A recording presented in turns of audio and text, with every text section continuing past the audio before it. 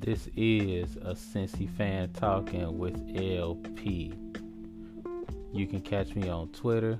That's a Cincy fan talking. You say it like it sounds, just leave off the G. If you have ideas for the show, you can reach me at Cincy_fan_talk at yahoo.com. If you have any suggestions for the show, make sure you leave them there. Who knows, you might find yourself as part of the show. Any feedback would be definitely appreciated. And also, make sure you hit the Linktree page that's on my Twitter. Make sure you click on that. You can find all the different ways to contact me there. Enjoy the show.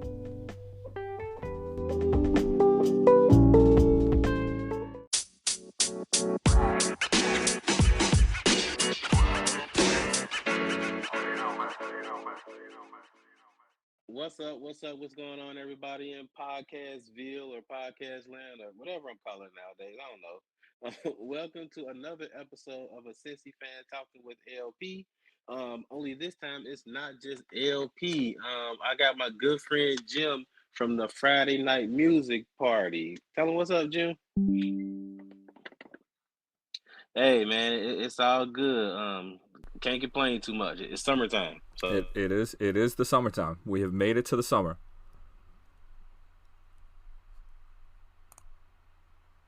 Larry. Uh-oh. You there, buddy?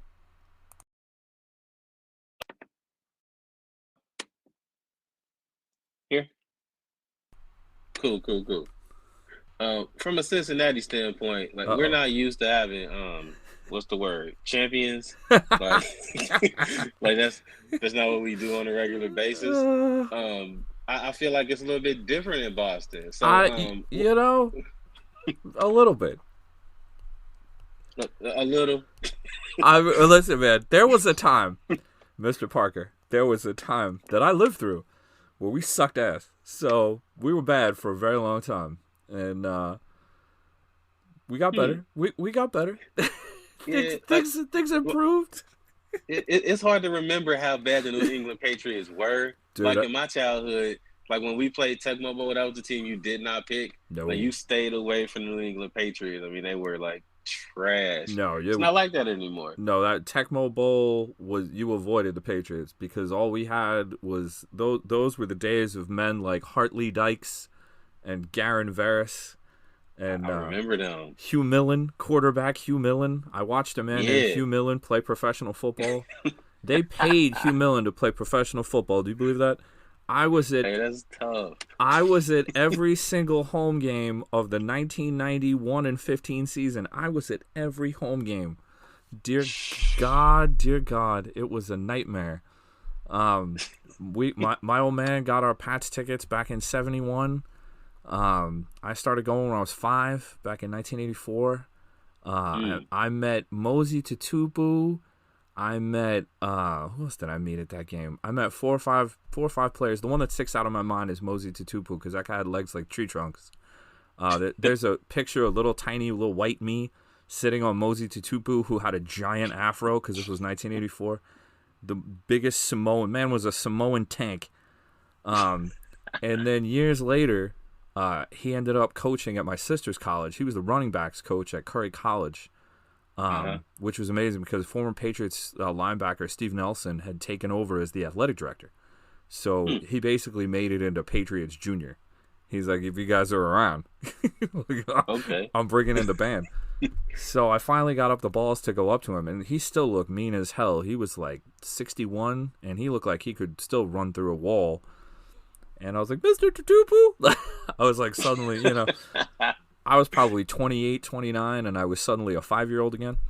I was like, Mr. Tutupu? He's like, hello, can I help you? Can I help you? And I took out the picture of me and him. I'm like, believe it or not, this is me and you back in 1984. And he took the picture. He looked at me. He's like, you got bigger.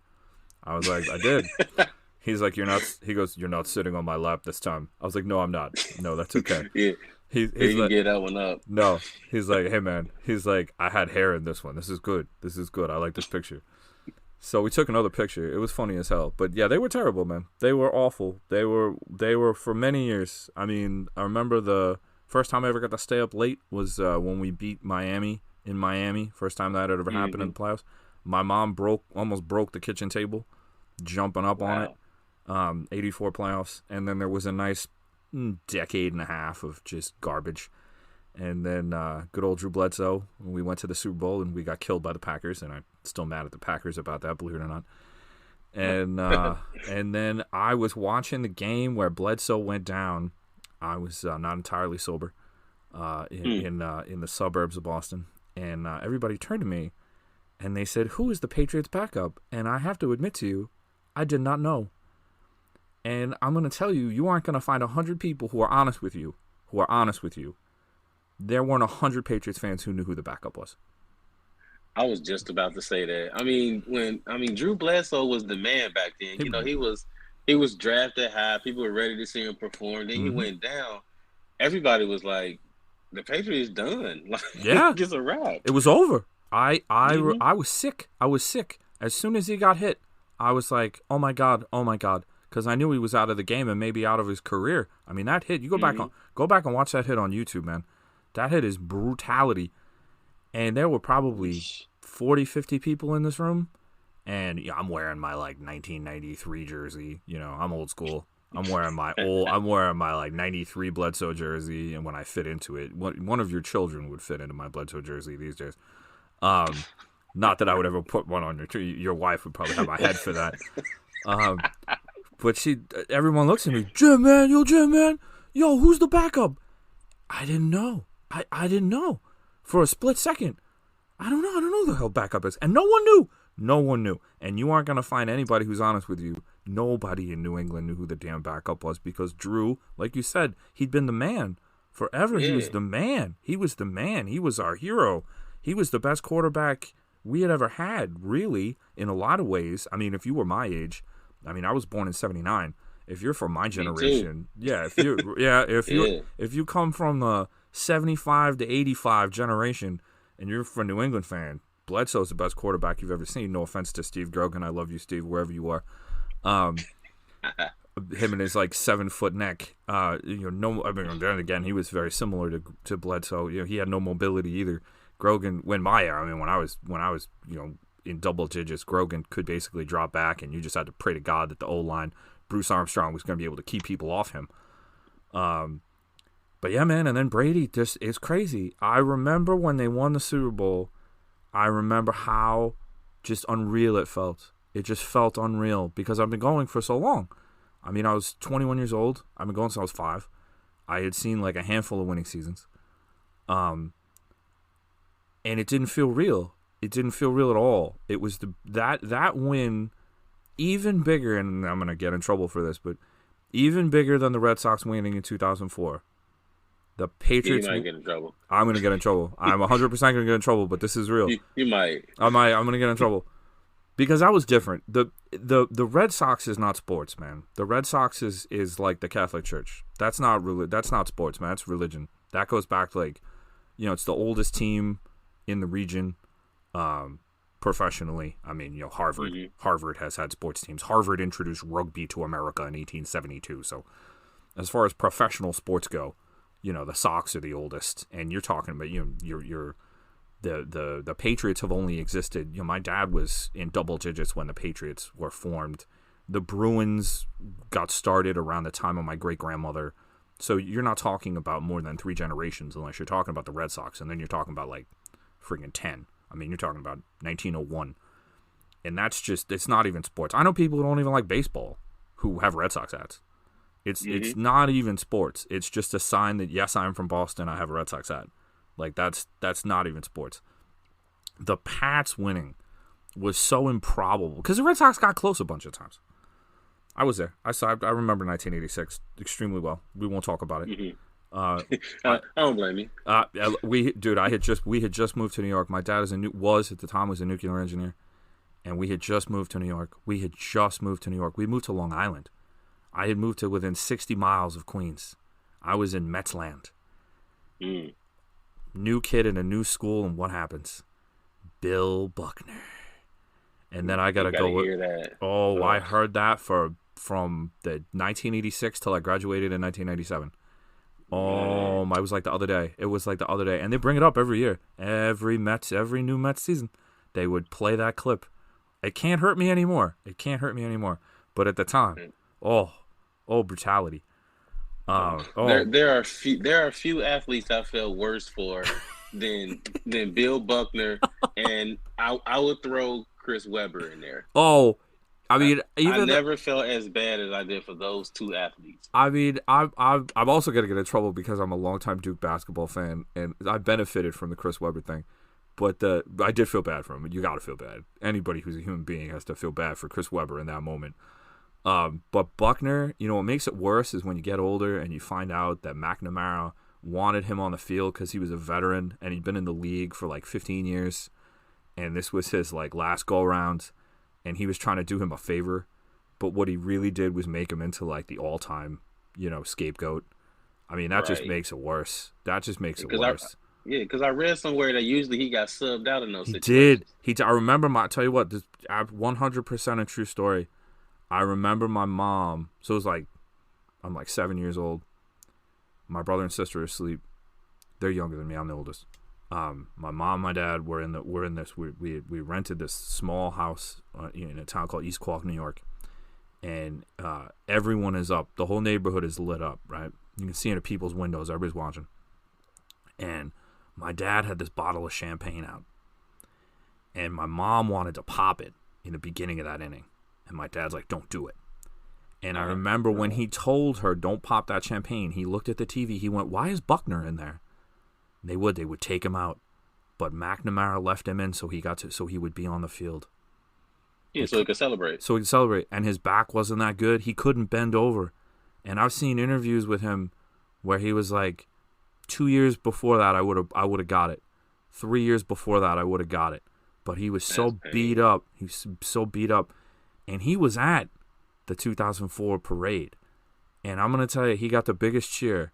People went crazy. People were going crazy. He was in one of the duck boats. And it was like, all is forgiven, Bill Buckner. Like, all is forgiven. But I'll tell you, I went to a Mets game in 2000 when one of the last games at the old Shea Stadium. Well, I have two stories. I'll make them quick. In 2000, I went with my old man because his power company were the people who sponsored the Mets. So we got to go into, like, the clubhouse. We got to go into, like, the fancy schmancy place. And there was this SOB wearing an 86 Mets jersey. And on the back it said 86, but the name was Buckner. Oh. If that guy is out there, man, I'm still going to smack him. I was literally, my dad and I were like, we got to go. We're going to go sit in the stands. Wow. Screw this. We're going to go sit. It's all they have. Screw this. And then when I was in high school, now remember, my school is like pretty much half Mets, half Yankees. Long Island is pretty much split down the middle. Half Rangers, half Islanders, half, the Nets were in New Jersey, so nobody was a Nets fan. Half Jets, half Mets, or half Giants, half Jets, split right down the middle. But come to find out, I'm in the high school band, and one of my friends goes, oh, hey, man, next year we're going to play at Shea Stadium. And I looked, and I said, well, why are we going to play at Shea Stadium? He's like, oh, you didn't know that? No, the high school. Every year the high school marching band plays at Shea Stadium. Oh, this one was in the 8th grade, going into high school in 9th grade. Oh, my God, what? So I made a plan. I made a devious and evil plan. So back in those days, the 1986 championship circle, the demonic thing, that was out on the left field wall. Mm-hmm. I was a bass drummer. I'm in the back. So I hid my Red Sox hat under my beret. It looked crazy. It looked like my beret was giving birth to a child. And you had to put it somewhere, though. I had to put it somewhere. So the other guys in the drum section were also Yankee fans. This is the only time that Yankee fans have ever helped Red Sox fans. So they helped me. And one guy hid a gigantic bag of extra large strawberry flavored Big League Chew in his uniform, and he handed it to me. We passed each other in the procession in the formation that we were doing, and he handed it to me, and I ripped it open, and I looked like a chipmunk on crack. I had this gigantic softball-sized thing of Big League Chew, and I'm chomping it, and I'm chomping it, and I'm chomping it. And right at the end of the formation, I found myself at the end. I was right in front of this goddamn thing.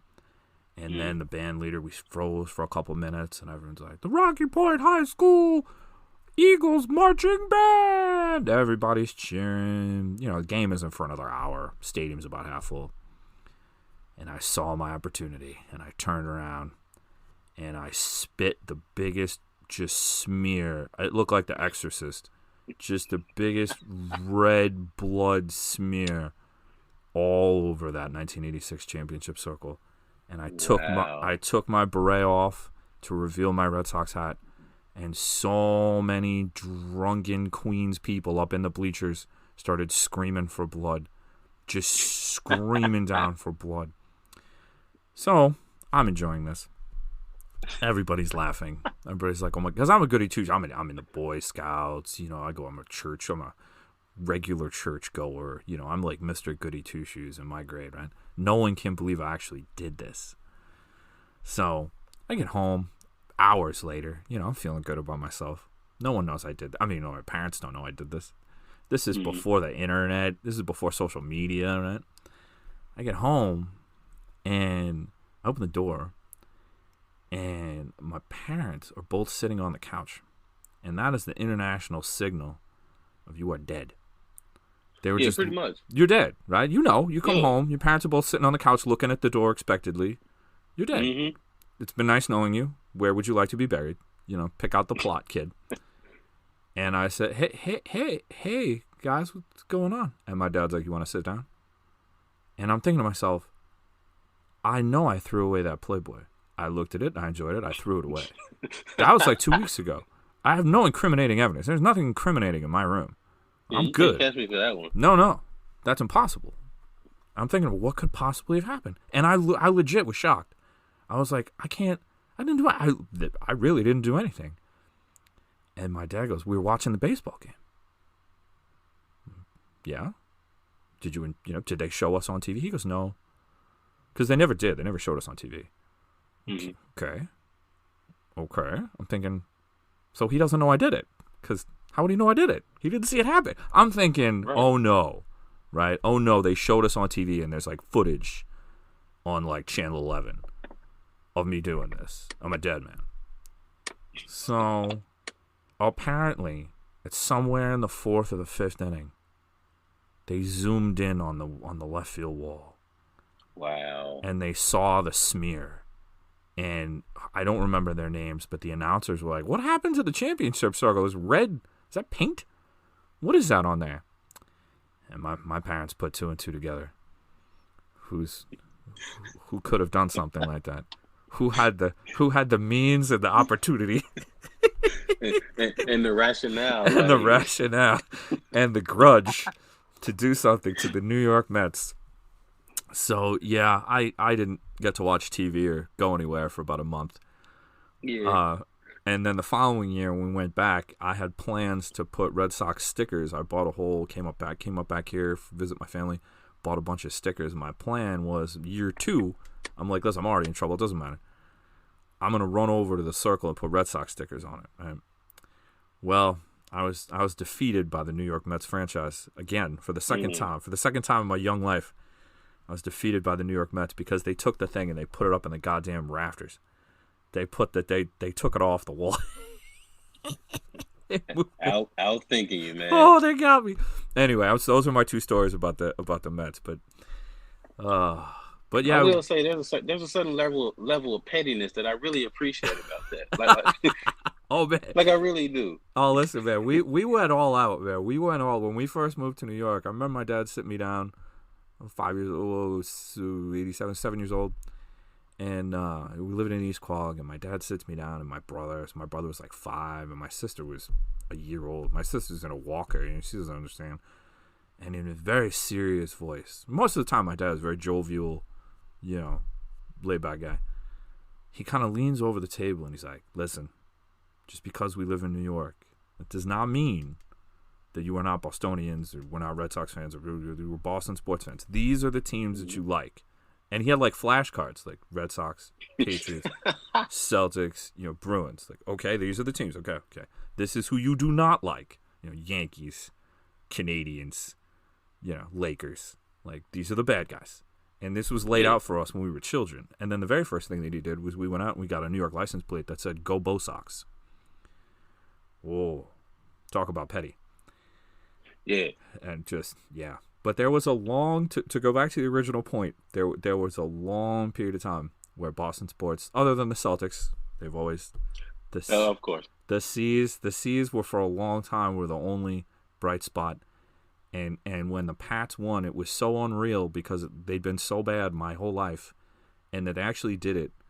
I remember joking around to people, I was done watching football. I mean, I'm glad I didn't actually do that, but I couldn't believe it actually did it, and that they had done it in such a, against the greatest show on turf. We'll all remember what the Rams used to be called. And everybody picked the Rams. Everybody picked the Rams. Everybody. And if anybody says they didn't pick them, they had to be from the New England area. Oh, yeah, absolutely. Because everybody else had the Rams. Everybody else had the Rams. And what was worse was Sports Illustrated came out with their special issue for the Super Bowl, and the Pats aren't in it. I still have one. I worked at I was working at the BU College bookstore at the time, and I got one just to have it because everyone went in the day after. Oh yeah, they rushed out a special edition that made it look that after the Super Bowl. If you buy one online, the Pats are in that one, but the one that came out before the Super Bowl was just a tribute to the Rams. The Pats aren't even in it. It doesn't even mention that who the Rams are playing. Does not even mention who the Rams are playing. Those went for, I remember people selling those for like $200, $300. They went, all the people in my job, we ran downstairs and the next day we run into work, and I remember poor guy's name was Reggie. He's a large man from Trinidad, he was like 6'4" dude from Trinidad. He was like blocking the way to the magazine section. He's like, one at a time, because he knew what we wanted. He knew we were going to destroy the whole magazine section. But, and that, I mean, 20 years of just, like, the Mongol horde coming down from the steppes, man. Just 20 years of destroying the NFL. I have nothing to complain about. Not only do I have not anything to complain about, but, nobody feels bad for me. Oh, no, not at all. Like, you get zero sympathy. Zero sympathy. I don't expect Zero. it. I don't expect it, man. I was perfectly happy. I was ready, when Brady left. And I don't care. I'm not. People here are still. You call into WEI or 98.5 the Sports Hub. People still want to talk about whose fault it is or how it could have been prevented. Blah blah blah. Guys, like, stop it. Stop it. I feel like it's just one of those situations where he was just ready to go and try something different. He was, and it really. Am I happy that he left? Of course not. Am I happy that he won somewhere else? Of course not. But the guys from California. This was my thought process. I loved Joe Montana when I was a kid. He was the only non-Patriot that I really loved. I mean, I loved Ickey Woods, but Ickey Woods' career was not as long as Joe Montana. Right. I wish he would. I wish it was, but he was the only football player. He was the only poster in my room that was not a Boston sports guy. I loved Joe Montana, and I was really pulling for him when he left. When they thought he was done, and he went to the Chiefs, and he brought Marcus Allen in. That was weird. Marcus Allen from the Raiders playing for Montana for the Niners. Like, whoa, that violates a lot of laws.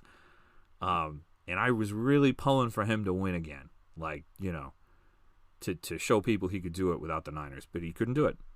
And in the back of my head, I was like, man, I bet this freaking Niners fan, it's because he grew up a Niners fan, I bet this Niners fan is trying to one-up Montana. I bet this guy wants to do what Joe Montana couldn't do and go and win with somebody else. And when I started thinking about it that way, and I started thinking about it like I was a teenage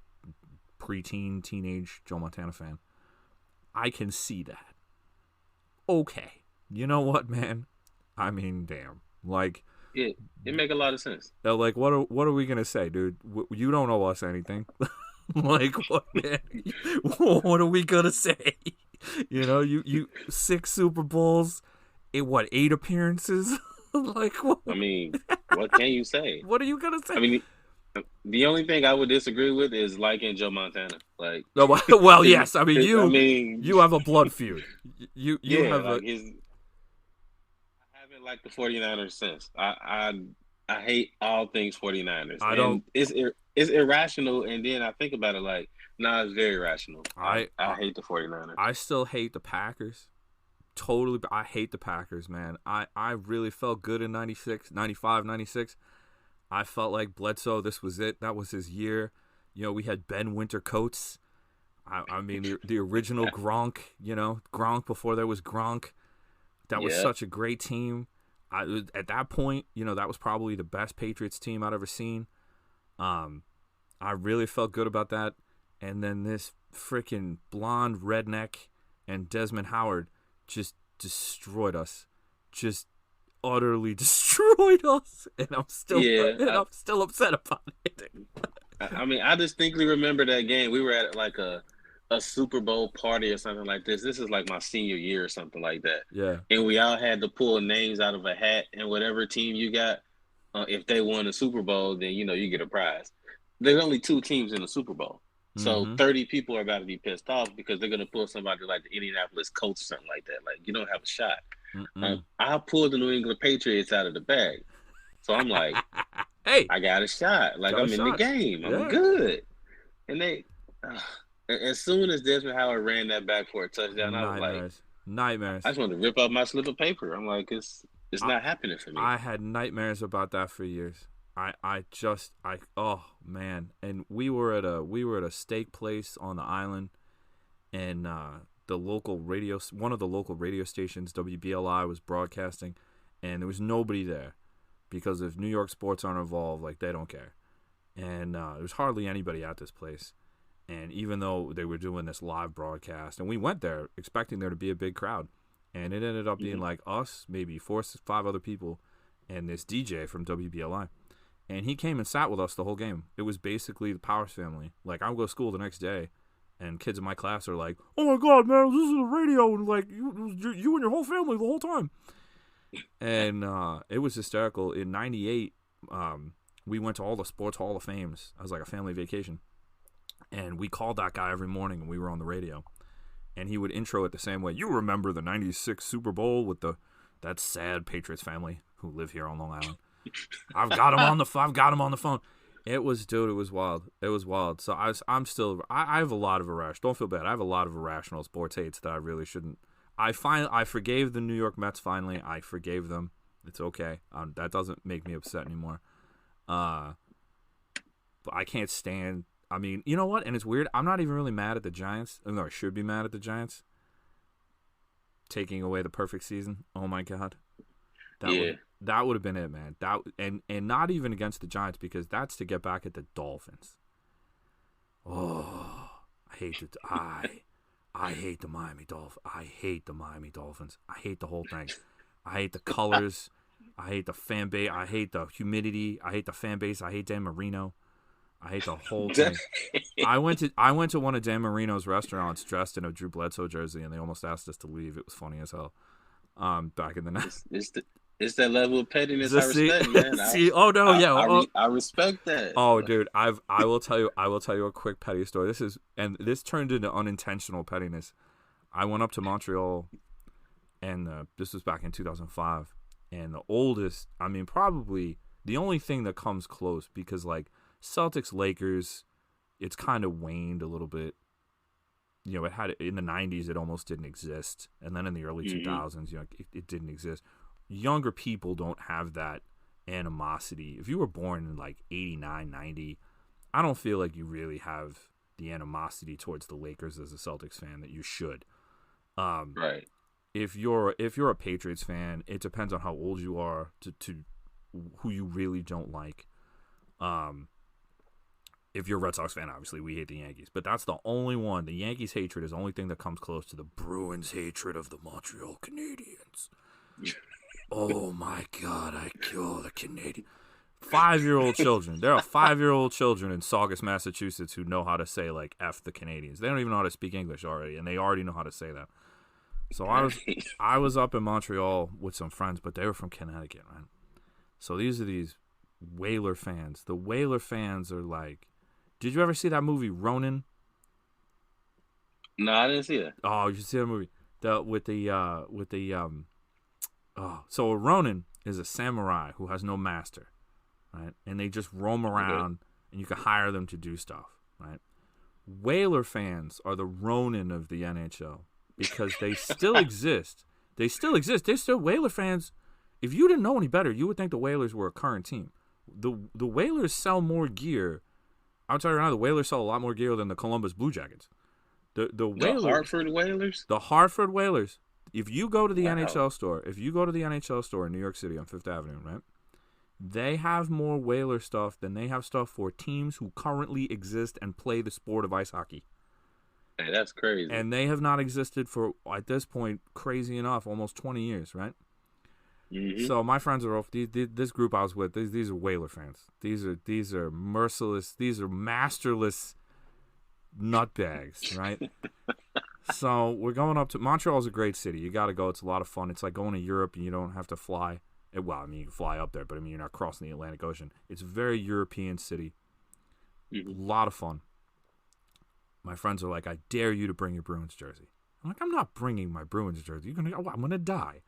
Wear my Bruins jersey walking around in by the way, it says it's in December, but it's hockey season. It's hockey season. I wouldn't even do that in the summer.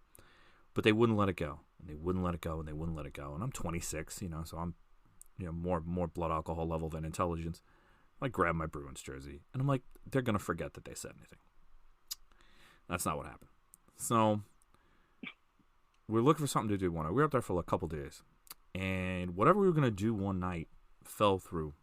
And we ended up going to this place called the Peel Pub. And before we left the hotel, my friend turned to me and says, get your Bruins jersey. I'm get my Bruins jersey. What are you talking about? And they're like, this is the Montreal Canadiens like big pub. I'm like, there is no way. But they wouldn't let it go. I'm like, all right, fine. But I'm not buying drinks. Oh, we'll buy you the drinks. I'm like, okay. So we get there. Oh man. And we're on the way. And the cabbie is like, listen, it was so bad. The weather was so bad. It was snowing like crazy.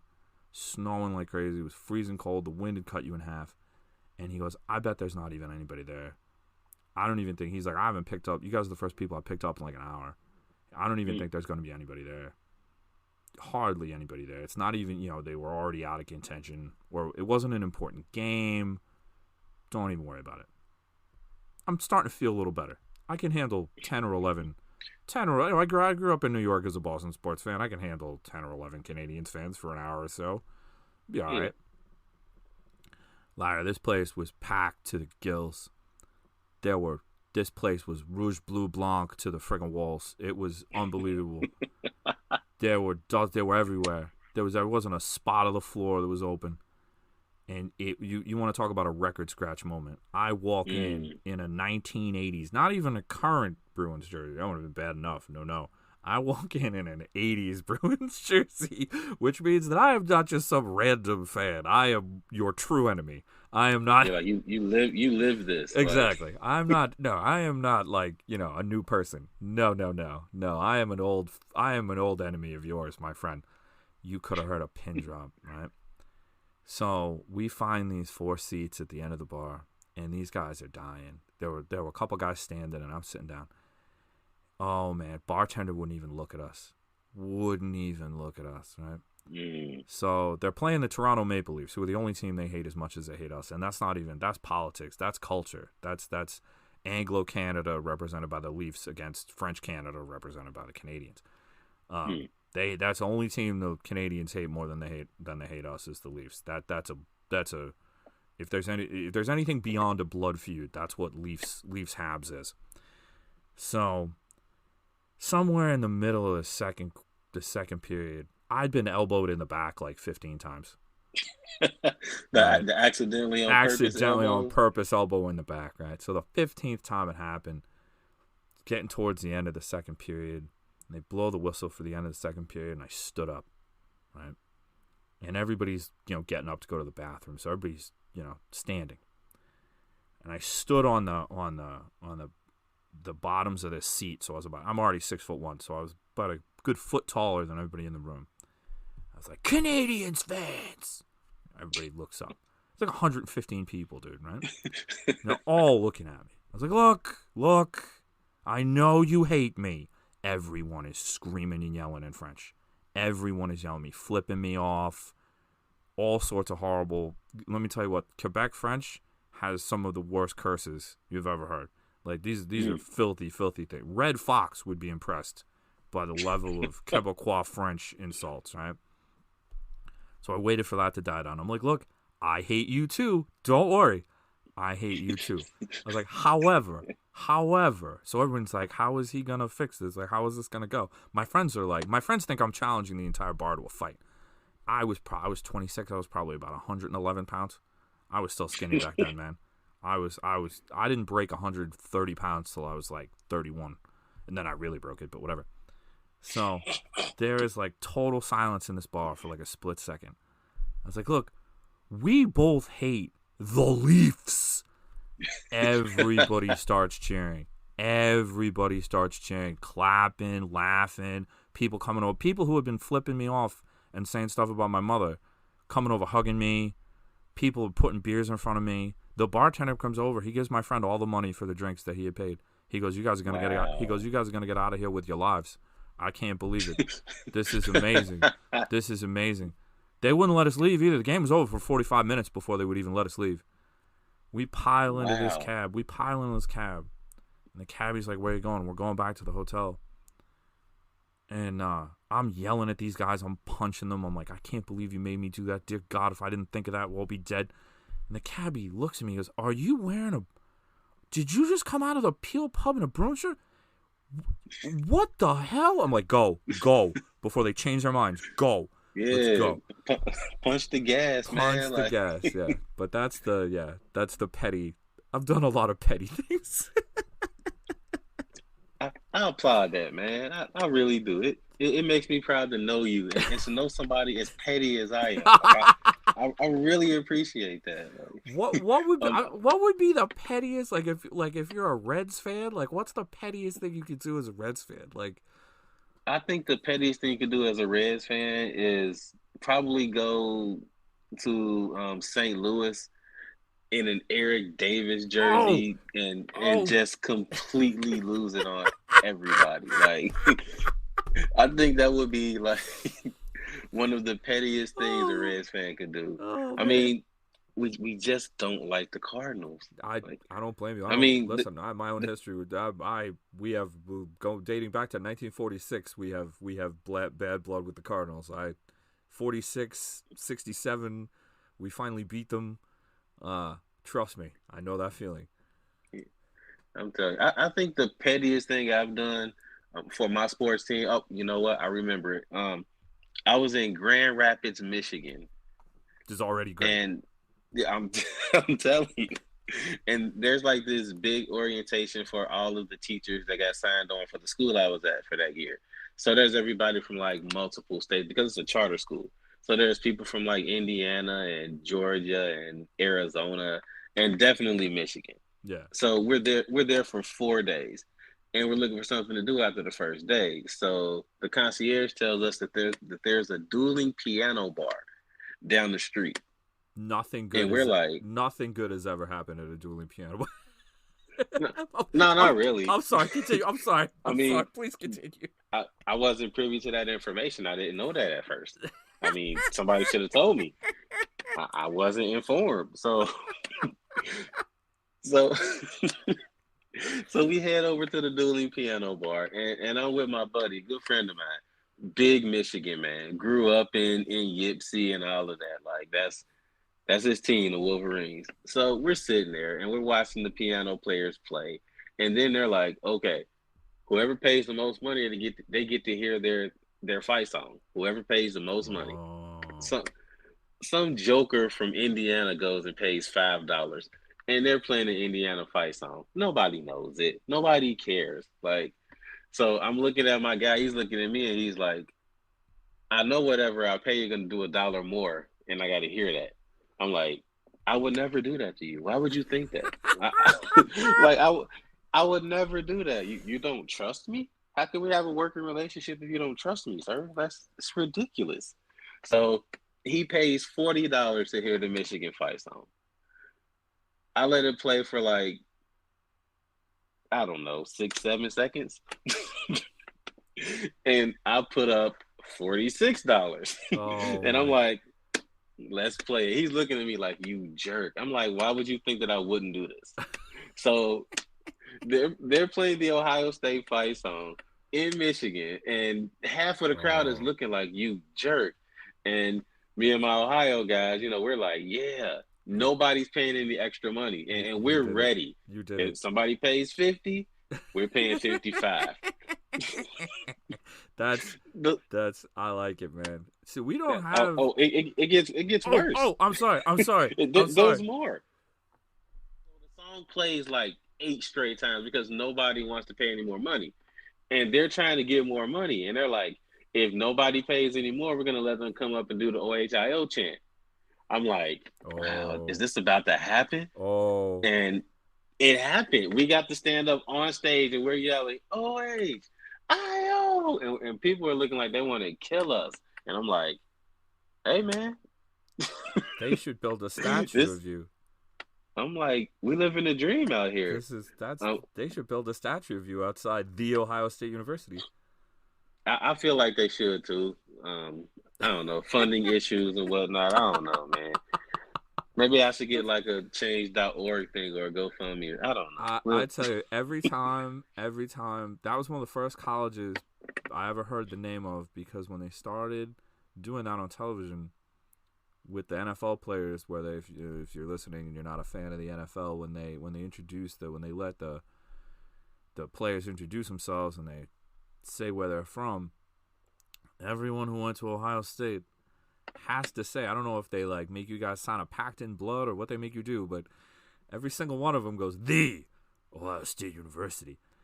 And every time this happens, my dad will do it with them. He will turn and like very demonstrative. He like, the Ohio State. He loves it. It's hysterical. He would clap every time.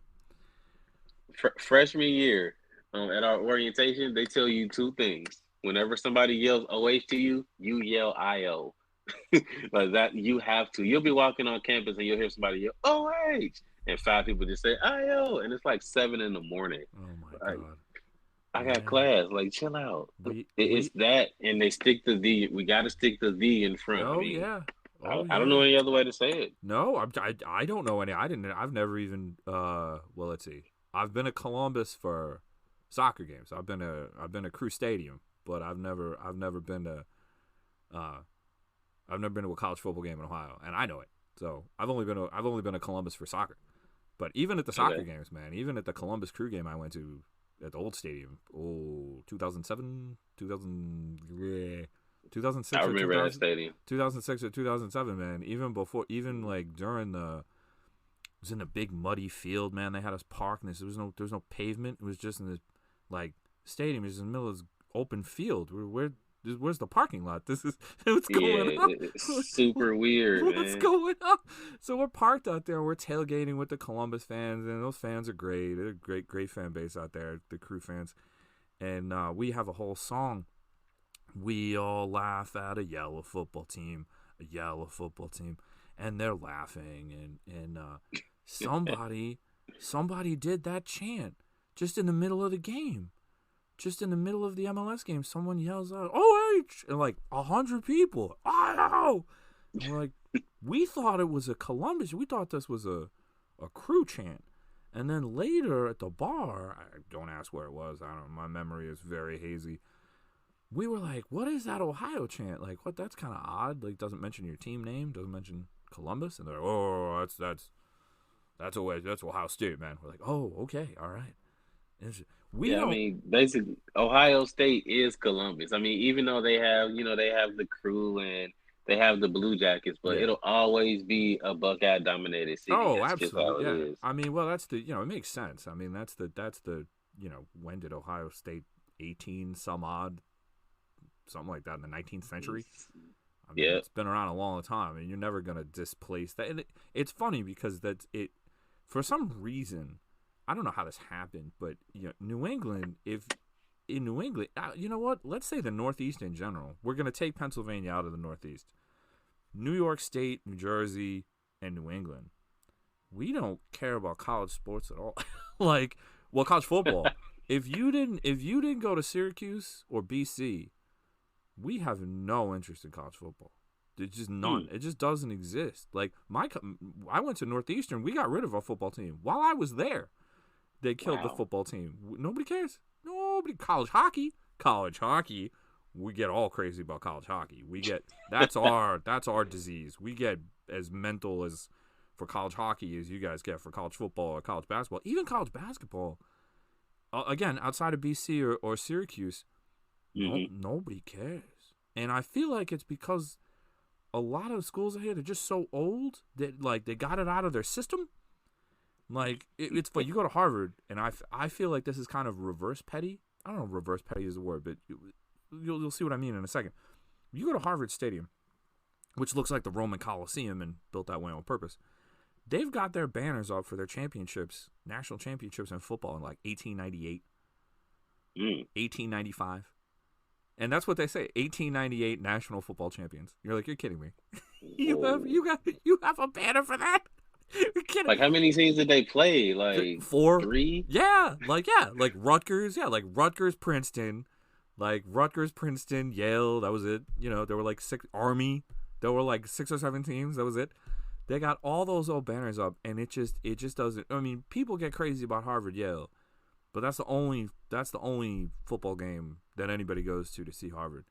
That's it. And we have all the old high school rivalries. We have old high school football on Thanksgiving here is huge.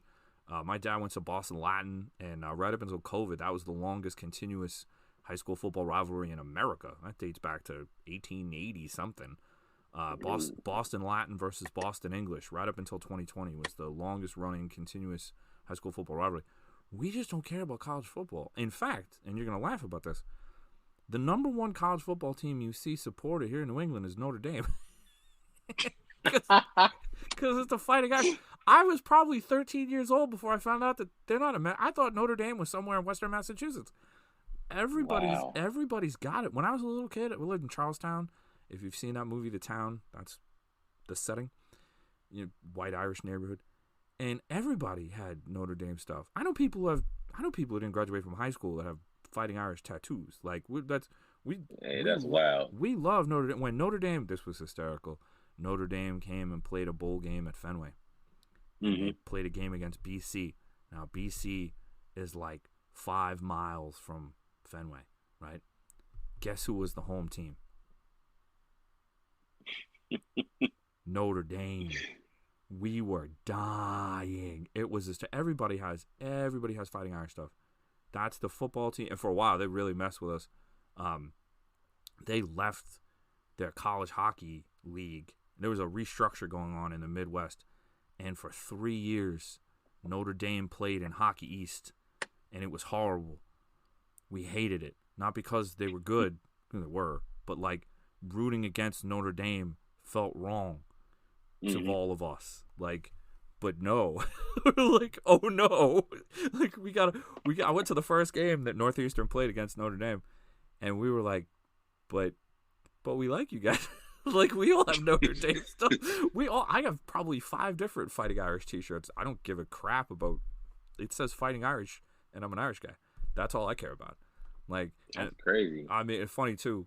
When I was in high school, or right out of high school, when I went to community college first, and I had to give this. I was in a public speaking class, and there was a kid in my class who was a member of the Shinnecock Nation, Native American, and he gave his big end of the year speech about how Cleveland and Washington and teams need to change their names because you know why they should, all good.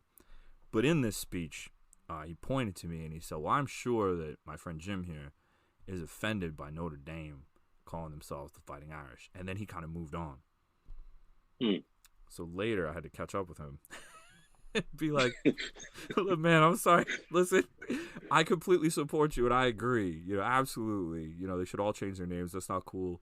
I'm with you. But I'm absolutely not offended by Fighting Irish at all. And he's like, "What are you talking?" He's like, "What are you talking about?" He's like, "Jim, it's so offensive. It's a little leprechaun. Like, come on, it's really offensive." I'm like, "It's really not. We love it. Like, it's actually we think it's great." He goes, "Okay. Well, what if they put like a broken whiskey bottle in his hand?" I was like, "We would love it more. We would buy more stuff. We would buy more. We would buy more stuff." And when the Dropkick Murphys first got started, they did sell a T-shirt with the Fighting Irish guy, except he's wearing a scally cap instead of the little green cap, and he's got like a bottle in his hand. And those shirts are probably, I could buy a house if I still had my shirt. Buy a house. We love that stuff. That is crazy. It's one of those things, and I feel bad because like in a lot of ways, the two of the worst offenders got started in Boston. The Washington NFL team. They were originally the Boston Redskins, and they were called that because they played at Braves Field. The other offenders. Oh, and the Boston Braves. Okay. And the owner of the NFL team, who's a wild racist SOB, he wanted to name the team the Boston Braves, and the owner of the base, because that's why the Giants are officially, legally, the New York Football Giants. Right. They named themselves after the baseball team. There was a New York Football Yankees in the NFL. This was a common thing. Name yourself after, a local baseball team or a local team that's important, right? So he wanted to call himself the Boston Braves of the NFL. And the Braves owners were like, nope, not happening. So he went for what he thought was the next best thing. And that's why they were the Redskins. But and for so long too. Yeah. And it's like, man, I remember being a little like, look, I'm not going to say that I was, it sounds bad. Like, that sounds not okay. I remember being like a teenager by the mid-teens, and I'm like, that can't possibly be okay. It just never sounded right. No. I mean, that name and the Indians logo, that never looked, those two things always looked to me like, wow, people really thought of that, huh? Like, yeah, I just, and I don't, the Braves, they, especially now, I mean, it's always been terrible. And I have a lot of Southern family. I got a lot of family in Georgia. My grandfather was a Boston Braves fan. And when I was a little kid, I could not understand when, like, I remember seeing my grandmother. They moved down to, my dad's parents and his brothers and sisters moved down to Atlanta back in 1970. My grandfather worked for Delta Airlines, and they moved out of Boston. They bought the airline that my grandfather was working for, and they moved everybody down to Georgia. Fortunately, not my dad, or I would sound very different to you. And most of my dad's family are Braves fans. And I remember going down there in like 87, and I remember my grandmother, talking about how sad she was about the Red Sox. And my grandfather, a man with a thick Boston accent, like a Boston accent you can't even get anymore. No one sounds like this anymore, because he was born in the 30s, right? Early 30s. I remember him being like, "You Red Sox fans are so whiny." I remember, what do you mean? I remember looking at him like, wait a minute. Papa, I know you're from Boston. Like, it's not like my cousins whose parents are from Boston and maybe they don't have to root for them, whatever. I'm like, wait a minute here, And him going to me, no, I'm a Boston Braves fan. Papa, what are you talking about? The Braves are in Atlanta. He goes, Braves are in Atlanta now. He goes, and I'm in Atlanta now. He goes, both of us started in Boston. And this is where I learned Braves became with the Boston Braves. But even back then, them doing the chop was terrible. In the 90s, I remember the whole, when Ted Turner wasn't doing it, 96, when did they win the World Series? 95? Oh, yeah, 95. I think before they won in like 91 or something like that. I remember the run-up to the 95, the run-up and Ted Turner very purposely isn't doing the chop, but all the fans are doing the chop. I'm like, it's not that big a deal, man. Get over it. It's not that bad. And I remember even then, I was like, nah, this isn't cool. Don't be doing this. And to see them doing it now. Man. God. And not only the chop, but the chant with the chop. Like, what are you? Like, What are you doing? How can you be that? I don't even know what I don't want to curse on your podcast, but like how can you? Oh, it's all good, How man. can you be like that? And like this is what I don't understand. You could easily and you're obviously closer to this than I am, but I have a lot of Cleveland fans. Cleveland has a big music scene, and Cleveland is incredibly important in the history of punk rock. Secretly, a lot of really super important bands came out of Cleveland, and I've been very lucky enough to meet a lot of people that were involved in the like 70s, 80s Cleveland scene. Very lucky, know a lot of Cleveland people. So I find my social media feed has always been like partially Clevelandish because I know all these people. And the big run up to them changing their name, and they finally got rid of that logo, which was just, dear God, that cartoon was just, you got to be kidding me. Just terrible. Just come on, man. Like really, who you really think this is okay? So they dropped that. Okay, good. And then nobody, you'd read the Plain Dealer, you'd read Cleveland sports websites, and they're like, if they change, nobody's gonna go. It's gonna destroy the team. Okay, well, they did it. Nobody cares. Nope. Nobody cares. It's over. It doesn't matter. It's over. Like that's it. No one cares. It's fine. Everybody still calls. It's still Cleveland. The hat still has a C on it. Yeah, still got the little solid C on the top. I mean. Doesn't matter at all. No problem. The easiest thing in the world, and you would make more money. Listen, this is my plan, and if the Hunt family steals this, I'm gonna hunt you. I'm gonna hunt you guys down. If I'm the Hunt family, and I own Kansas City's NFL team, this is the easiest thing in the world to do. It would take 2 seconds. Take a weekend. You could have this done in a weekend. You could go to KSU, hire a bunch of kids to do this for you, for less money than whatever you're paying your starting center. Don't change the name of the team. Keep the name of the team. It's fun. Just change it to Scottish people. Just have it be like Highlander. Bring out the drum. Just have it be a big Scottish drum. The Scots have big drums. Have it be a big Scottish drum. Have people wear Highlander-style paint. Right? Play that clip of Mel Gibson yelling, "They'll never take our freedom" in the beginning of games. Don't even change the colors of the team. It's fine. Gotta get them going right there. Get rid of the arrow. Gotta get rid of that. Make it into an axe. Or, make it into a sword. The Scottish use swords called cabers. They're gigantic. Claymores. If you remember the NFL Europe team was the Scottish Claymores. Big sword logo, right? Just have it be a big sword logo. Keep the font. Keep the name word mark. Keep the name. Keep the colors. Take the arrow out. Put in a sword. You're done. And the crazy part about it is they would actually sell more because people are gonna want the gear. I mean, they want the merch. Jacked up. You would get more. You would get more people. You haven't changed the name of the team. You haven't changed the colors. You're not offending. You're no longer turning the locals into cartoons. Scottish people don't care. They're going to be all jacked up about it. They're going to go buy a bunch. The NFL is trying to move into Britain. They're going to be super excited about it. There's already a Highlanders rugby team in Super Rugby. There's already a professional rugby team called the Highlanders in professional rugby, and the Scottish don't give a damn. They're all about it. They don't care. So, in something you could do in a weekend, it is easier to not be racist than to be, it is easier to do.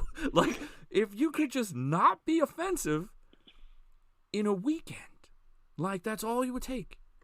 It's so simple to do. And it's like people make up excuses so that they won't have to do that. Yeah. But when they really think about it, it's super simple. Like you said, it'll take a couple of days. You roll it out. You're done. Boom. You're still the Chiefs. You're still beating on a big old drum. You're still painting your faces. The people that you're talking about now are not upset about it because they're not upset about other professional teams with this name. And the people who are telling you that this is incredibly offensive to them, who are your neighbors and friends, are no longer upset. Right. And you gain more allies this way. 48 hours worth of work. 36. Depending on who you want to pay from KSU. I mean, I'm really helping out Kansas State here, but You know, like if depending on who you want to hire from Kansas State, a weekend. Like what? How? In the other one, this is even easier. This takes even less work. Chicago's NHL team. Ugh. I love hockey. Hockey, my area, is like college football for you. Steeped in it, raised in it, baptized in it, college, professional. Hockey is just part of our cultural, just everything, right? The original six is like super important. Being in the original six, super important thing. Now, that doesn't mean that you're the original six NHL teams ever, because we're not.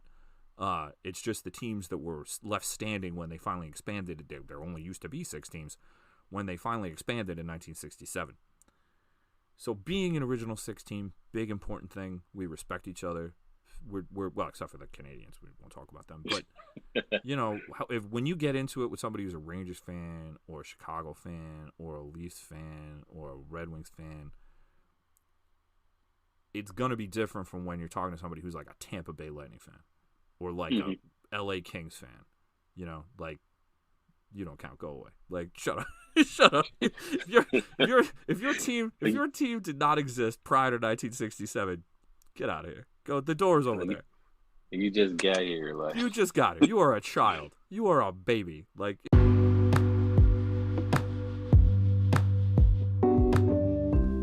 If you're not ready for the conversation to end, I'm not either.